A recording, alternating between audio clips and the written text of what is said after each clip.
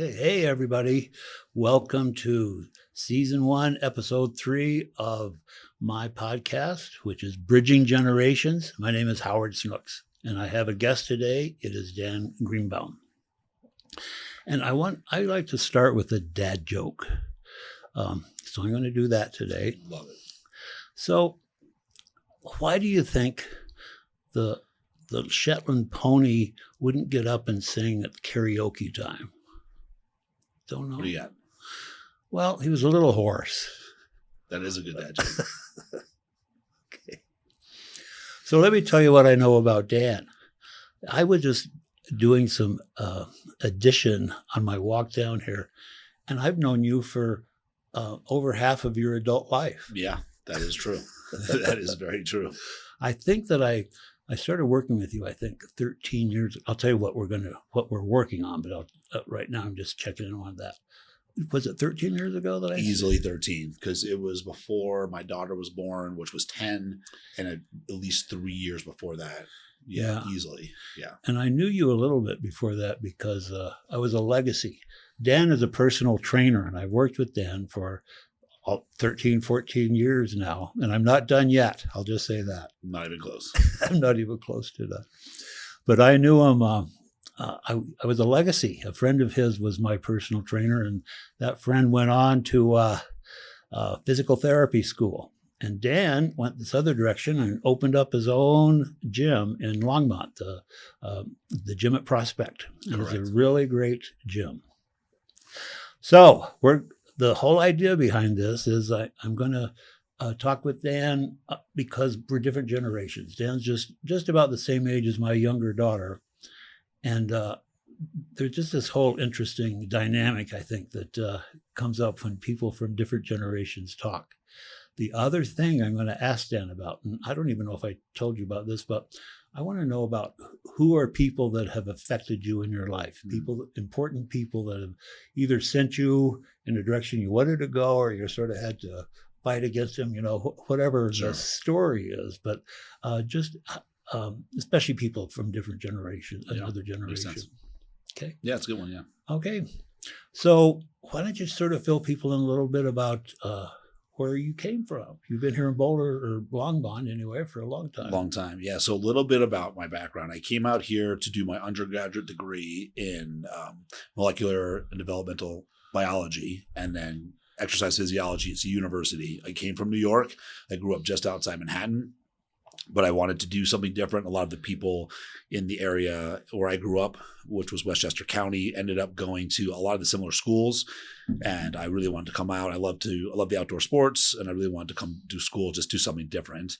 And of course, like many people that come out, I ended up graduating and then staying, never leaving. I fell in love with it.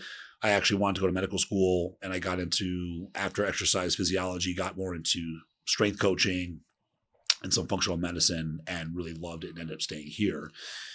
And so that's kind of my condensed background story of the things where I come originating in New York and then coming to Colorado and never coming back, really. Okay. And another thing I know about you is you've been married for, I don't remember how many years it's been, but yeah, a while. Yeah. So I got married in 2011. So I've been married for a while, and I met my wife, ironically enough, in the gym. And we have I have a 10-year-old daughter. So, yep. And I remember when Dan announced that they are going to have a baby, because they'd sort of like worked on that for a while. Yeah, we had some trials and tribulations, and we're very fortunate enough to have be able to get pregnant and have a child. And Howard was it was interesting enough, he was at the baby shower. You're right. So it was, which is, it's wild to think. It doesn't seem that long ago, but it was, that's over 10 years ago. My daughter just turned 10. So, well, that's one of the things we can talk about is at the age of 76, it's even more so. It doesn't seem like it was nearly that long ago. How could it be that long? How can Addie be 10 years old? I just find that unbelievable. Yeah, it's pretty crazy. Yeah.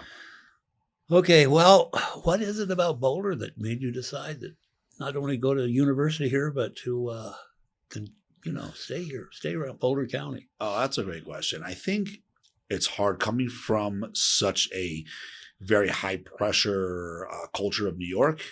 And that's kind of all I really knew. And when I came out, I to Boulder. I remember the first day going to class and someone waved to me.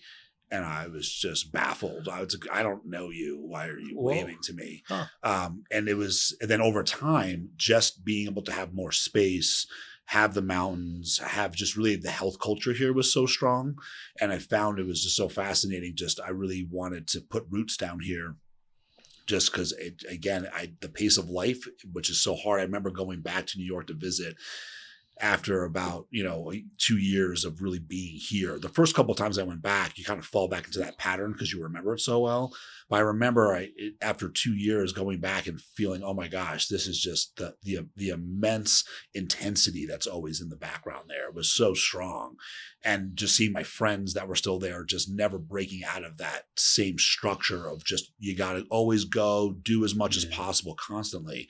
And I remember coming back and then going for a hike on the weekends, sitting in front of Whole Foods downtown, and it was just quiet and peaceful, and just thinking, man, I don't know if I'll ever go back. So I think my plan originally was for a long time, do my undergrad, go back to New York for med school. And I think about halfway through undergrad, I figured I'd never go back. I knew in the back of my mind, I think that was a thought in the back of my mind, I might never go back. And then by the time I graduated, it was like, yeah, I'm not moving back there. Well, you know what strikes me about this? That person that waved at you has no idea that you totally changed your life totally. as a result of this person waving 100%. at you. Yes. I just think that is so. Those are those interesting things.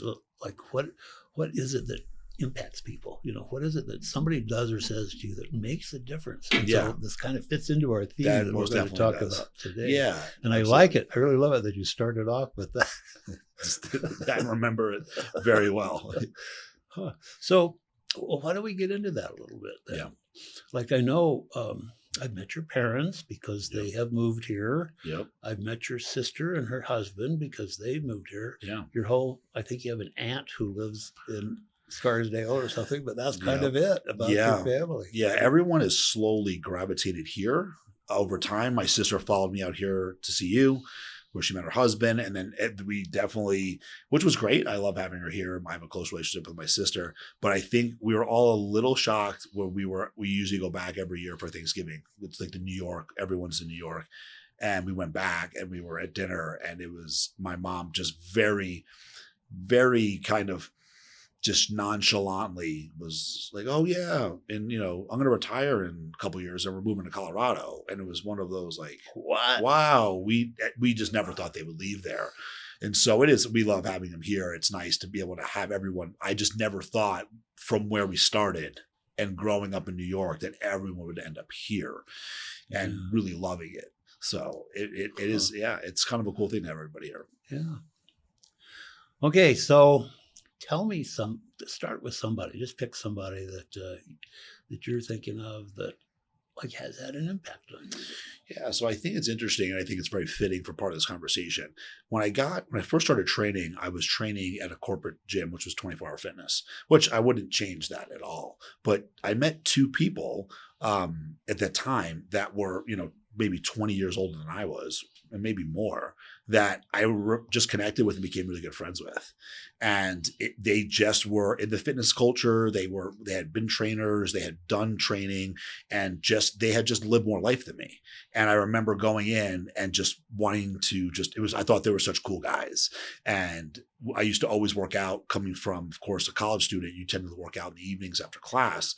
And I was just so excited to just kind of want to hang out and be friends with these two guys. And they were like, oh yeah, but we work out at 7:00 in the morning. And I remember being like, what? 7:00? So of course I was like, okay, man, let's do it. And I remember showing up the first couple of times just being so exhausted and tired. But then as I got into it, it was really interesting because we would share stories and just things like, things that I wanted to do. And at that time, I really thought I was only going to do med school. I didn't know if training was going to be a permanent thing, and having their really just, thinking that you didn't have to know at the time. They had lived so much more life and imparting that like, hey, we've been successful in that realm. But just having more experience and not having the pressure of, well, you have to know right now, you got a lot of life ahead of you. But then also thought was interesting when I look back at it, with just wanting to hang out with them and do lots of things, even though we had this age gap. right? Of, 10, 20 years. And they are still good friends of mine to this day. But they were two people where I remember running ideas of like, hey, should I stay at 24? Like, is that something I should do all, what does that look like? And at the time, you're a fresh kid out of college. I'm new to training, and it was the safe thing to be at. And I remember talking to them like, what's the next step? I always want my own gym, and having that support even back then when the dream was to have my own. That's something that I really wanted to do. And it just didn't seem possible to get their thoughts on, no, that's not far-fetched. That's something that's totally within the realm of doing.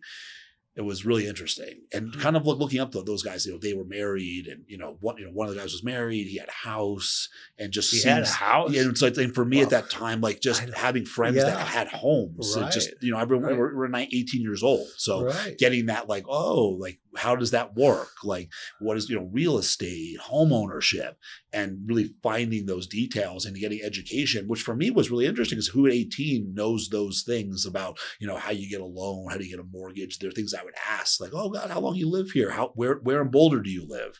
Like it was a really a very enlightening thing to get those things from them. Well, the other thing is they accepted you too. Absolutely. They said, yeah, like, oh, here's this guy. Yeah, he should be fun. And they sounds like they're very kind to you, very nice to you. They gave you fitness tips. They gave you life tips. They, taught you about mortgages and stuff like that. Yeah, and I find really interesting. It's really interesting. And I find like for me, like it was like kind of drinking through a fire hose of like learning very important life lessons and resources that they have had for years when I needed stuff. Like I remember like trying to get I wanted to rent a townhouse. And I just had this thing in my mind. I wanted more space, and I didn't want a little apartment. And again, I was like, well, how would you do this? Like, is this lease good? Like, what do you look for in a lease? And my family, no one had in my family had done that, or at the time it's been so many years. So it was so like, oh yeah, call this person. Here's a realtor that can help find you a rental, and just finding these like resources that they trusted. There for me, what taught me lots of things. But then I had some of the resources they were imparting on me for all these odds and ends. Hey, I need a plumber, right? Like it sounds so interesting, but it also forced me to learn and be more independent in a lot of ways, because they gave me these tools where I didn't feel lost and, oh, how do I do this? Or what do you do for this thing? So you're kind of welcomed into the community then. Oh, as well. easily, yeah. The community of Boulder. Like, yeah. Here's who you call when you need here's who you call. Those Yes. are all the things that you need to know when you live in a community. That's so it. I bet it had to have an impact on your decision to eventually stay here. Yeah, I think it made it really easy. So coming out of college and really growing up, I feel like I was fairly an independent person, so I could kind of fit into other things. But because it was such an easier transition, and I had close friends, and I had these people that I looked up to as, like almost older siblings, or even like another parental figure, and making the transition where I was like, oh, this is easy. I have everything I need. I'm set up well. I got into renting a townhouse that I really enjoyed, had a job I liked, and just if I needed stuff, I was like, oh, I got these guys to help me out if I needed something. Yeah. Right. Yeah. Huh. I remember also you telling me a time or two, I think it's your mother's sister. Yes. Your aunt. Yeah, my aunt, you call it Whatever you aunt wanna or say. aunt. Sure, I say aunt. So sure. Okay, so she was an important figure. She's still living, I know. Yeah. And she's been an important figure in your life. Yeah, I would say most of from my aunt, and also really my parents as well. They always support everything I wanted to do. So if it came down to like, I remember telling my parents I didn't want to go to medical school, and it wasn't like this, oh, you should go do this. They really allowed me to do whatever I wanted to do. They really had enough confidence from what I need, like in me, to not say, okay. They didn't ask what my plan was. They just let me do what I wanted to do. And same with my aunt was that person as well. But really with my parents, like just saying, okay, like go do your thing. That's okay. And again, they couldn't really, some of those minor things in terms of finding like what these two other gentlemen had offered me. They didn't live here, so they didn't know. But I remember like talking to my parents, having the conversation, like, okay, I don't think I'm going to do med school. I want to be a personal trainer. What do you think? And when I asked what they think, they were like, I'm proud of you, whatever you do, which was a huge Did you support. say, what do you think? Or did you just I don't think I actually said, what do you think? To be honest, I think I said, here's what I'm doing. Right. And they were like, oh, that's great. Like, and I was working and I was doing something, but to have that support from them was a really big piece, because I never felt that I was forced into doing something I didn't want to do just because I thought that's what they wanted me to do. Well, what I think is interesting about that too is I know your mom is a physician Yes. and your dad's a scientist, right? Yes, my dad was a biochemist. Yeah. Yeah. So, those are, um, advanced degree sort of situations. And here you are living in Scarsdale. And, it's a pretty well-off sort of place Yes. to live. And there's lots of people have lots of ambition that live in Scarsdale, I think, Yeah. for their kids. Yeah. And so that's like a really important thing. That had you thought about going to med school because like that had been suggested to you ever, or what? You know what's interesting? I give them a lot of credit. Even like with my parents growing up, and that was the other difference in culture of New York. The culture really was you were rewarded for having these really huge careers, which were basically a Right. lawyer or doctor, Right. right? Some very high profile career. And again, that was ingrained. Just you work really hard, you just study hard. The next thing is you go to med school or law school, whatever it's going to be. And the med school thing, to be honest, I actually really love the sciences. Like that's why I'm in the career I'm in. I really enjoy the sciences, but they never push that on either my sister and I. They never like, oh, you should go to med school. It was just something I think decided I really wanted to do. I loved, even now, to be honest, there's a part of me where if I could kind of go back and do it again, I love medicine. I love the nicknames like Dr. Dan, because I like that side. I love the biology. I loved a lot of it. And so that was something I think I fell in love with it regardless. It was just so happened my mom was a physician and my dad was in the sciences, but it was odd. They never said, there wasn't a push or suggestion. I think I came to that really early on. I liked I wanted to figure out medical problems, I think. So but you appreciate your parents' approach. And I bet that some of your friends' parents did not have that approach to their a lot children. of yeah. I remember a lot of friends did not have the same leeway in their decisions. They were very much funneled or forced into this is what you're going to do. Here's where you're going to go to school. And I give, again, a lot of credit to my parents. I wanted to go to school in Colorado. They didn't pick school for me. It was like, here's what I wanted to do. Here's what I wanted to do. So definitely different than most of the people coming from my area, for sure. Well, so this whole thing about education, let's talk about it for a little bit, because you're, I know you're a very intelligent person. I've had so many conversations. Dan knows a lot about me. I'll just say, but I learned a lot about him too over these years. That's one of the fun things about having a personal trainer. Lots of people, they go, well, I'm going to get a personal trainer so I learn how to do the exercises, and then I won't need him anymore. But to me, it just adds this whole layer of fun and something to look forward to. Dan and I have great conversations, and he still is teaching me stuff. That's for darn sure. Or I'm able to learn better. I don't know what the situation is. A little bit of both. But I'm still gaining strength at my age, so I think that's a sign of progress. I would say. Yeah, absolutely. But this education thing, I was the first in my family to ever get a PhD, but I have a couple of cousins who have bachelor's degrees, and my older sister had a master's degree. But, my parents both had high school educations and were business people. But so when I had children, I have 2 children, and I just assumed, well, they would go to college and then they would go to graduate school. And it wasn't like I didn't think I was pressuring them or anything, but it's just sort of, that's what you do. But it's changed these days. Yeah. It's much really different. Yes. So what's your take on that? Yeah, I think honestly, I still really pride myself in education. In any sort, but I think it is changing from this. You have to go to college, you have to get master's, you have to get a PhD. I still think everyone should definitely go get education, but it isn't. I'm not saying again it isn't for everybody, but it is definitely changing because we're seeing people that are highly intelligent that really aren't getting masters and PhDs in certain positions. They're just going out and being entrepreneurs or starting businesses, and they're having this other ways to absorb and learn information other than going to basically one modality of school. Yeah. So it is really changing a ton. I mean, I don't, for me, it was still kind of there. It was on the brink. But I think one of my big reasons for me was fascinating. I got to this point, I feel fortunate, even though I do say sometimes I wish I'd would have gotten a different sometimes I wish I had that medical background, but it would have been how I wanted it anyways. I got to the point where the whole thing was like this blinders of, go to college, then you go to get master's, PhD. It's blinders. It's blinders. And I looked up and was like, well, hold on. If I go to medical school, I'm not helping people prevent the sickness. I'm treating these sick people. So I really wanted to go to orthopedics. And for a while, like, I really wanted to do orthopedic surgery. And again, props to the orthopedics, they're amazing. But I was like, oh my God, like, I'm gonna spend all this time in school, but maybe I can fix the people before they need the orthopedics. And so that was just another thought of, and I didn't want to be confined by these, like, when I talk about medical school, you teach and learn these things this way.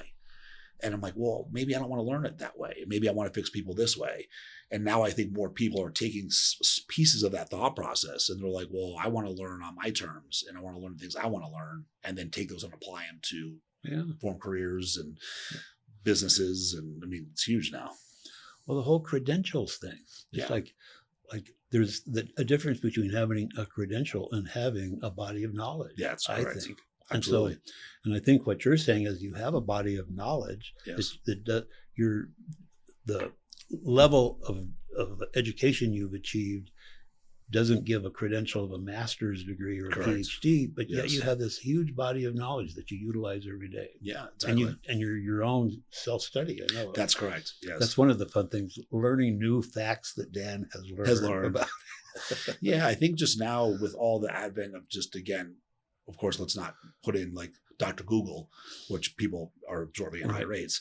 You really can find what you want to know and not be told you need to learn this one thing this way. Mm-hmm. So now I have a great community of places where I can acquire knowledge. But if I'm like, hey, I want to know this, I can just do that without having to go to some school to learn other things that I don't find relevant to what I want to know. Yeah. So I think that's how it kind of changed. Yeah. Another thing about you that I think is, I've observed is, like, your business is very successful, I would say. You have a very successful, your gym, it's an incredible gym. You have state-of-the-art equipment. You have this really interesting group of people that work out there. I've met some of them. I don't know all of them. Yeah, you're there. There's some characters there for sure. But it seems like, and of course you have you're married, you have a daughter, you have to make a living, and you're doing a good job of making a living. But the way you talked about it, the way you think about it, it's more of a mission that you have, like kind of it's not like, well, I'm doing this, as my business and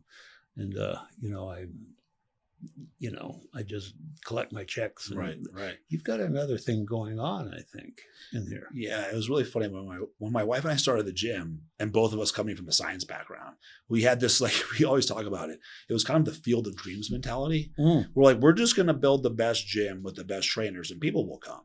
And granted, it was a different time, so we got fortunate, but that was our whole kind of motto, and that was our business plan. We're like, you know what? Like, all these other gyms aren't taking care of people well enough. The training staff isn't educated enough. Let's just build the best thing, and people will find us. And it had worked for it really worked. And I feel very fortunate to be in that position as we've expanded and grown. That's been there.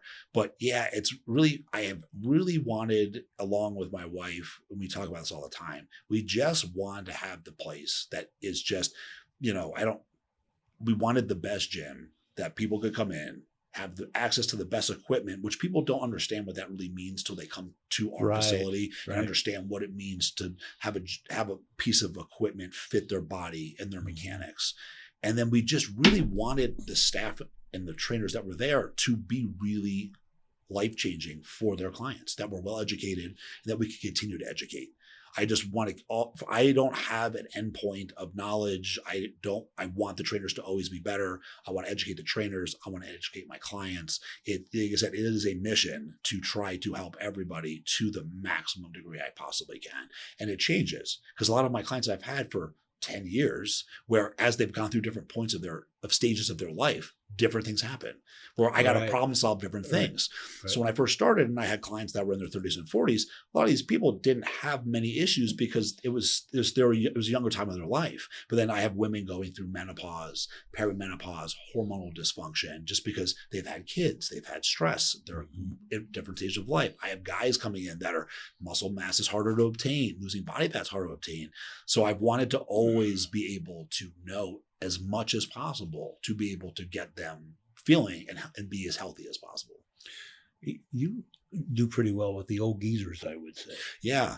Yeah. I think my mean demographic now is probably 40 to 70 now. Yeah. I think those are my clients, which I enjoy. But what's wild is when you have people, a lot of them started off 40s and 50s that now transition to 60s and 70s just because we've been together for so long, which is great. But, we talk about, even just like the antithesis of the name of the podcast is bridging this gap. Right. What I find so fascinating, and we talk about this all the time, most of my older clients, I don't train them based on age. That's I really don't. said. I basically I don't really, when I'm writing programs, I'm just like, and I look back at it, I'm like, wow, Howard's doing a program that looks similar to my guy that's 42. Because Howard's capable, just because of his age doesn't mean there's a certain program we have to do. He does all the same exercises. He lifts more weights than most of them anyway. And a lot of those, I find myself being more shocked when I sit down and I look at a profile. I'm like, wait, Howard's 76 or so-and-so 60 something. I don't think about that till I'm like forced to look at their age and that's part of the thing I really pride myself on, that they've stayed so healthy. It's not like, oh gosh, here comes so-and-so and they're in their 60s and they have a hard time standing up or sitting down. So, well, I think that helps me actually, because you don't have some sort of artificial limit on me. It's like, well, we'll just see what you can do. Let's and go. You're not like a harsh taskmaster or anything. It's really fun to work out with you. But, we really do train. We train, yeah. We really do train. Yeah. And so I think that's really helpful. Just the whole, I don't know nearly as much about exercise physiology as Dan, but I do know that lifting weights has all sorts of great effects on your body. It doesn't just like build muscle, it does all these other things. And maybe you could just say a little bit about that. Yeah. So now it's actually, I really like the time we're at in fitness because there's so much more awareness around what strength training will do.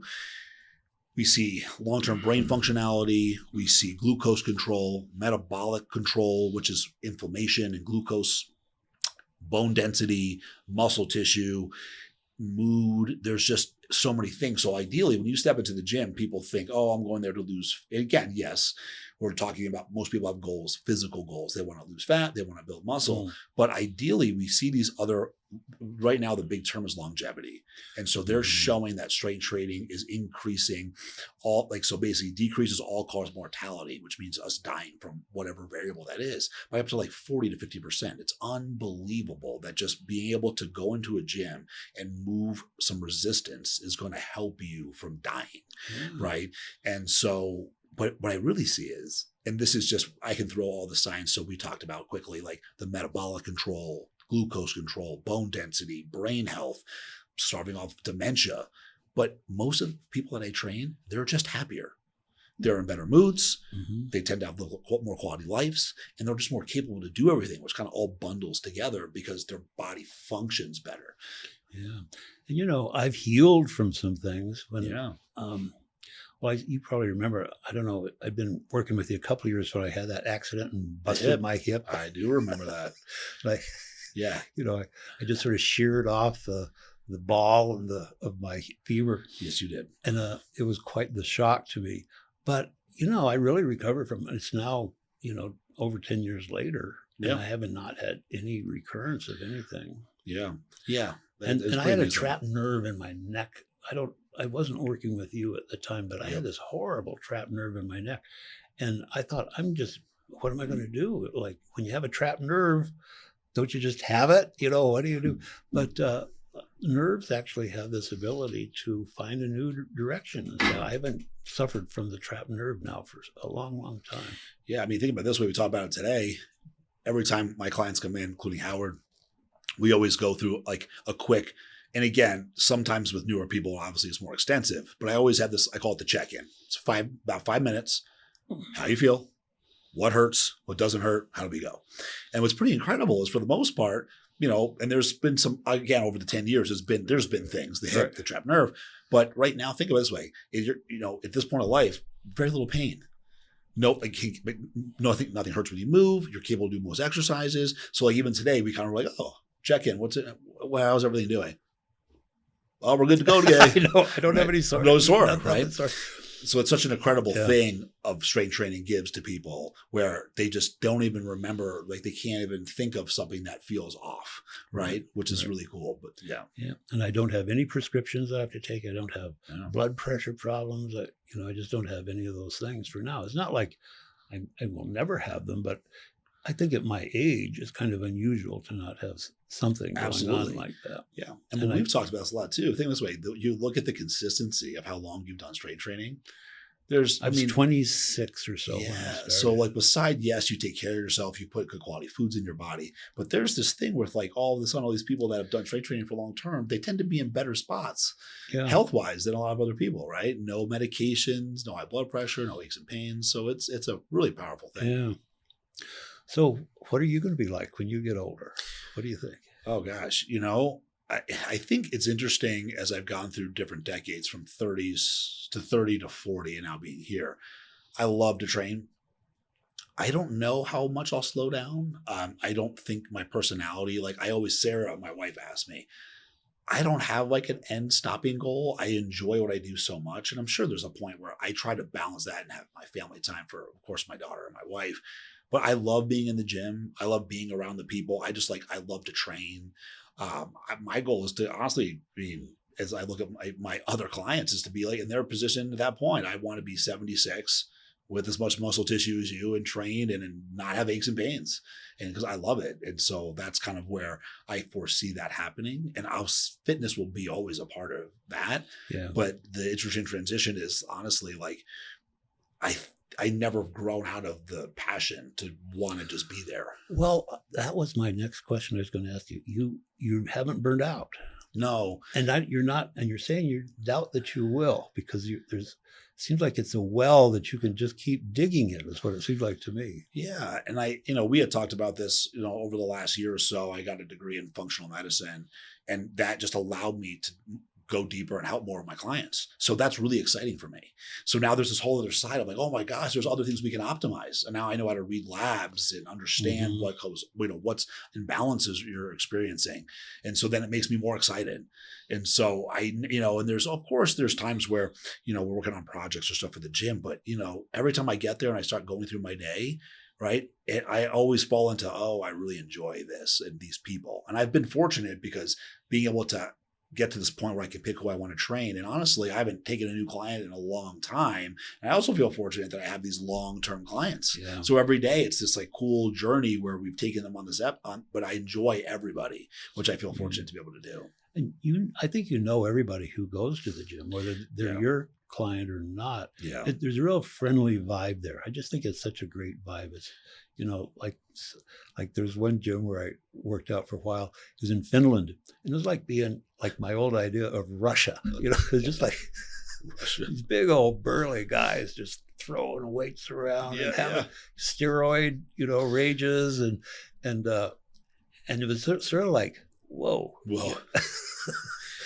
it's the gym is very friendly. I think we've done, and again, when I talk about my wife and I really envisioned, this was kind of it. We wanted that place where the gym wasn't so massive that you didn't know enough people. Mm-hmm. And we really wanted it to, as cliche as it sounds, is to be a community. We love seeing people there where they actually are stopping and talking to each other. They know about what they're doing. Mm-hmm. There's conversations going on. Everyone's friendly. There's no fighting over equipment. There's a camaraderie there, which we really enjoy. So it makes it like you want to be there. Yeah. So I enjoy being there for that and seeing it. So you add to the community is what you do. You create a community center, I would say. Yeah. Is one of the things that you do there. Yeah, I think most definitely so. Yeah, definitely. Yeah, which I really like. I love that part of it. Yeah. So you're a man with a mission. Yes. To make the world a better place. Yes. And it seems like that's, and to hold your interest. Yeah. One of the things we set out to do, which I think is cool, where I don't see it, and sometimes it peaks a little bit, where I told Sarah, my wife again, I was like, I want to have the best gym in Colorado. I want people to know who we are in Colorado. Mm-hmm. And the other day was kind of like that moment where like, oh my God, like it's there.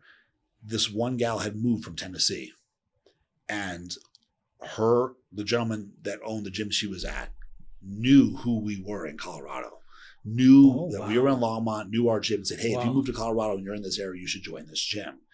And it was from this community of coaches and people I've met, but he had heard about me through somebody else that had been here on a trip, and it just traveled. So it was one of those moments like, oh my God, like people, now we've become this place, destination place, which was kind of one of the first things I thought would be so cool. Like if it wasn't just like this little pocket of Colorado, but then like we have people that are like, oh yeah, I'm in Fort Collins, I know your gym. Oh, I'm in Greeley, I know your gym, which is kind of like really awesome. Cause like that's something that was like the lifelong, like, oh, I guess the top of the dream to be like, oh my God, people will come in Colorado know who we were from other parts. To actually see it happen. It was cool. It was really fun. Yeah. I was like, whoa, that's awesome. Someone knew who we were. That That's really awesome. is. Huh. Man. Okay. So I would say that you're kind of an inspiration, Dan. You've been an inspiration to me. Okay. And I know you've talked about, you mentioned other clients that you worked with. You really seem to get something out of your clients as well. Yeah. Like you seem to appreciate other generations, people from other generations. So going back to your first question, which you asked, who else has influenced me? Yeah. A lot of my clients were much older than I was. Right. Starting at 18 and 2020s, most of them were 10, 20 plus Right. years older than me. So I think a lot of them had their part in my development of just, they all is a really amazing thing that I look back and reflect on, but they had all different things from like therapists to realtors, to people that started their own businesses, to all doctors and other people. But they had all lived more life than I had. And they had mistakes and successes, and all those things were things that, you talk about when you train, right? And you can see how that was raising kids, relating to them. Oh, here's what you wait. Right. I've heard this so many times and now it's weird because I have people that knew me before Addie. Right. Well, just wait. If you ever have a daughter, you're going to have to deal with this. Right. And you kind of roll your eyes at 23 or 24 years old. And now you're like, oh my God, now I remember, so-and-so telling me this about raising kids. But you remember those things. You remember those things. You remember the hardships that they went through. So I think a lot of that, especially with most of them being, older than I was a really pivotal part, which I loved. I really loved. I feel fortunate enough to be able to relate to those people. Even we weren't similar in age, but I could find something on some level to connect with in those positions. Well, I sometimes call you the jacked rabbi. The jacked because the other spirit and stuff. And you're Jewish. Yep. And I'm curious about, do you think being Jewish has contributed anything to your willingness to, really be on what's the word I'm looking for? Not on a par, but right, really interact with people from an older generation? That's a good question. And I think, to be honest, it's very valid to say that, because coming from the East Coast, it's weird, but growing up, we would just basically call it the Jewish connection. Well, meaning within these things, you would do stuff growing up, whether it was going to summer camp or just doing different things that were outside your little town, where you would connect with so many other people. Mm-hmm. So you'd learn to meet friends. And even if they were your own age, it was this thing of building kind of like all these different friend groups that were outside of this one pocket of your town. And so that was how do you relate to somebody else? So yeah, we're both Jewish, but you do this or I do this or whatever else it is. And I think being exposed to all of that and being interacting, especially honestly, my wife will make fun of me for this, but she calls it, a lot of people in the Midwest summer camp's not a thing. In the East Coast, if you're Jewish, you go. It's a huge thing. Right, and when looking back, you're entrenched in that. That's all you know. It's like, well, that's it.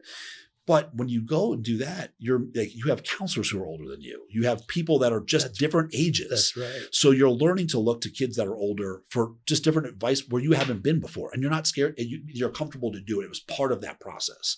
And so whether it was, hey, how do I approach a girl?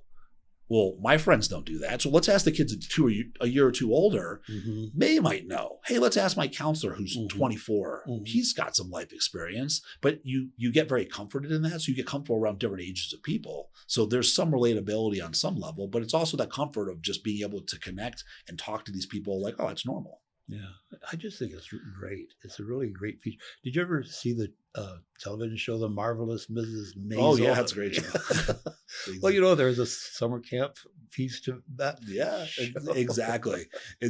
And one of the ongoing joke in my family is my brother-in-law and my wife are both, my brother-in-law's from Colorado. My wife grew up in the Midwest. It's like they joke summer camp, right? Sleepaway camp. Right. But for me and my sister and everyone on the East Coast, it's like, what do you mean? That's a thing you do. And it's such a pivotal role, I think, in gaining independence and learning how to connect with people. Yeah, growing up as a Gentile, a WASP in Durango, summer camp wasn't a big deal. They had these church-related summer camps, and so my family was Presbyterian, so I went to a Presbyterian summer camp one time when I was a kid, and it was pretty fun. Yeah. But the fun thing I got to do was my parents had these friends who owned a dude ranch, and you could only get to it there's this train that goes from Durango to Silverton. That's this tourist town, and you'd have to get off the train and then walk over to the dude ranch. There's no other way to get there. But I got to spend, I don't know, my parents really did this cool thing. A new kid moved to town who quickly became my best friend, I think it was 5th grade. And so my parents decided that what they should do is we should spend a week at this dude ranch together when summer came. And it was just like, it, really cemented our friendship. It was really fun. That's cool. So the cowboy equivalent of summer camp is awesome. Dude ranch. That's your summer camp. That's good. But that people have always, not always, but pretty frequently, said they have either assumed I was Jewish or have asked if I was Jewish. I know. That That is true. Jewish. Whatever that you means. can kind of be in the tribe, right? And when I was younger, I had black hair and it was very curly, and I had a beard and stuff. So I probably did fit that. So I really got curious about that. Like, how did it, as far as I knew, there was no Jewish. Yeah, not a lot of Jewish people about you. It wasn't. So I did the DNA testing through the National Genographic Project, it was called. I did all my genealogy. And I actually found this family named Cohan, Cohan. Okay. Yeah, that could be it. That could be it. Irish. Cole Cannon is the actual name. Okay. And this was just a variation on the name Cole. So I'm 52% Irish, and the rest is, Northern European, and I just don't have any. Yeah. Well, any ideas that you've had while you've been talking that you wanted to make sure that you got out here today? It's a good question. So just going back, I think some of your questions, I think there was always, when people say this, I think it's actually pretty interesting. Everyone says, oh, I'm an old soul or whatever it was. I always found, maybe even from a younger age, that I just had I really connected to people that were older than me. I always wanted to hang out with older people or be around older people. And I'll try to condense this story, which is really funny, because one of the other people I had a large influence in my life is my wife. Now, the story is a funny story in the family. I wasn't totally honest with her when we met how old I was, because I didn't think she would go out with me. Right. So I added some years, and she always claims that she wouldn't have started dating me if she knew how old I was. But how young you were. Yeah, how young I was, excuse me. How young I was, correct. And I just, even at that time, yes, my wife is older than I am. And it's again, we always talk about that, but she said she would never have started dating if she knew how young I was.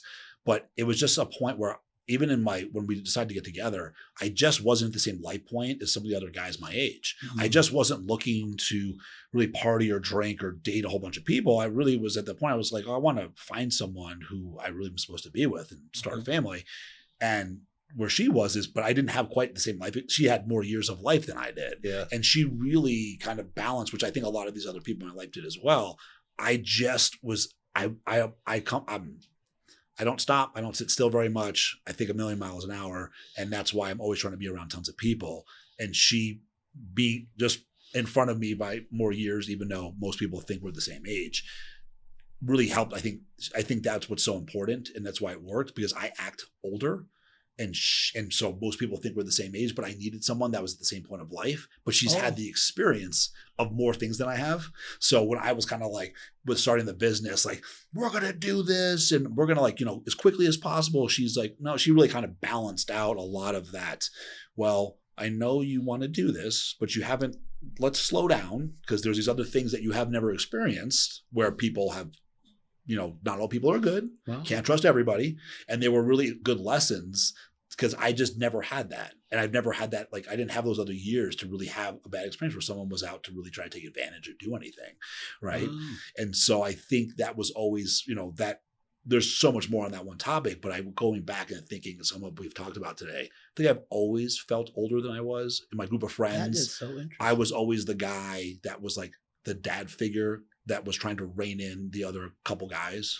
Like, I got to watch out. Are you like, how when to get home, who organizes everything, who stays in touch with everybody. And I think I was always looking for people that I just felt more comfortable with that were just, again, older than I was typically. Well, see, I could put that together now that you say that, but I learned something new about you today. Yeah. I remember actually you telling me early on that you were trying to get a reunion together with some of your high school friends. Yes. And they were just sort of like, you were kind of hurt by it. Because your friends just. Yeah. Well, I was always the one that always would have to corral everybody. So I was always organizing stuff, always watching out for them. I was the one that they would always ask like advice or what do you do stuff with. So I kind of took on that other role. But yeah, it was one of those things where I was, as we all aged and got older, I was always the one that's like, hey, we're going to get together. Who's going to make the plans? I'm always the one reaching out to them just to make sure they're okay. Mm-hmm. It's kind of like that father, like, hey, are you okay? Things good. We talked about that today. One of my common friends. Mm-hmm. And I'm usually the one like, hey, you're good? You're okay? Everything okay? Like, I reach out to check on him more than anything else. Yeah. Right. Well, so you're a community organizer in some ways. That's correct. Yeah, absolutely. Well, Dan, I think this has really been a really fun conversation. We can wind things down, but if you have some other things you'd like to say, you have an opportunity. Honestly, I think it's interesting to go through all the questions you asked and see, like, really, I kind of knew all those things, but to get, to put it all together was fun. I think it's good for self-reflection to be interviewed, because then after you're interviewed, then it's sort of some things stand out. Yeah. Oh, absolutely. Yeah. Yep. So. Yep. Okay. Well, hey, thanks for making the trek down from Longmont. I know. The far trek. I appreciate it a lot. Yeah, it was super fun. Okay. Thanks. You got it.